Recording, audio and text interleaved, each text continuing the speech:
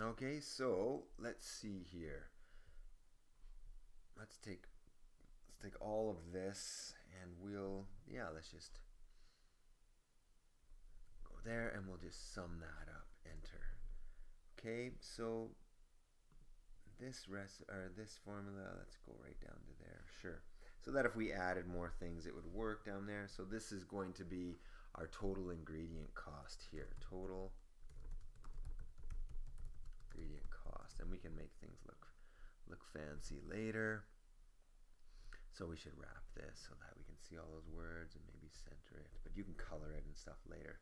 So total ingredient cost, let's turn this into money here. $14.49. All right. So I'm just going to be looking over here now. Okay, so what matters now is our portion size. So that's $14.49 to make the entire recipe. But the portions that we're cutting it into matters. And again, we're going off the original.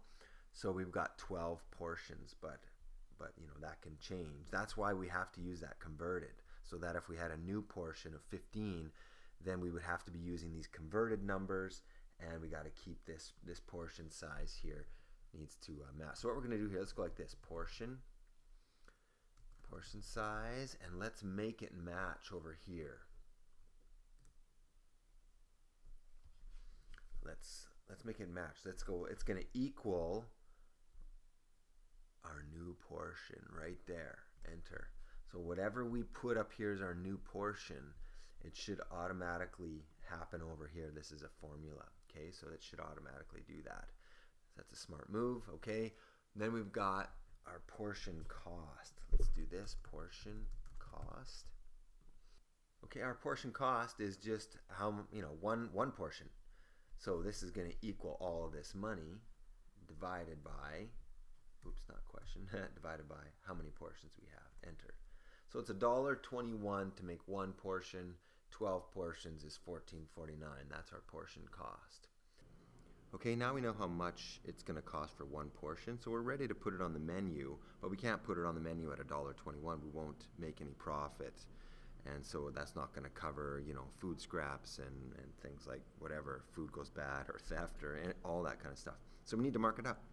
So we're going to go food cost percentage, and usually this is 30, 32, whatever. And so I'm going to say it's going to be 30%, and I'm going to color this because I like to color these squares yellow. These are the ones that I can change, right? All these yellow squares. So I can choose whatever percentage I want, and then I can go into my actual menu price. Okay, and so for menu price, we're going to use this formula right here. Okay, menu price is the cost of the food divided by the food cost percentage. Okay, so this equals the cost of the food, which is the portion cost, okay, divided by how much we're going to mark it up there, 30%. Okay, so that means on the menu we should put $4.03. Okay, we can also look at our food cost percentage, and we can work it in a formula. So it should equal, if we go food cost, we'll use this formula, cost of food divided by the menu price. Okay, so that's going to equal the cost of the food, that portion cost, divided by the menu price. Hey, we got 30%. That's what we said we were doing. So that makes sense. Okay, and then the last one that we want to do here, we want to check our cost of our food here. Okay, so this cost of the food. And we're going to work this one as well to make sure that it makes sense. So we'll use this formula right here. Cost of the food is the food cost percentage times the menu, the price we put on the menu. Okay, so that equals the food cost percentage times Shift 8 times the menu price. $1.21. Hey, and that makes sense. Okay, so all that works out. All right, so your job now is just to make this look good. Color these things if you want, and maybe up here make it look a little bit more like what we're seeing over here. It's just so some things stand out. Okay, so for your final step on the assignment is now that you have this one, a master one, you're going to right-click, duplicate it, and you're going to food cost another recipe, any recipe of your choice. Okay, so you're going to be changing all of these, and all this will change, and find out the cost. And all you got to do is one recipe, any recipe you want, as long as there's, what do we got here? 1, 2, 3, 4, 5, 6, 7, 8, 9.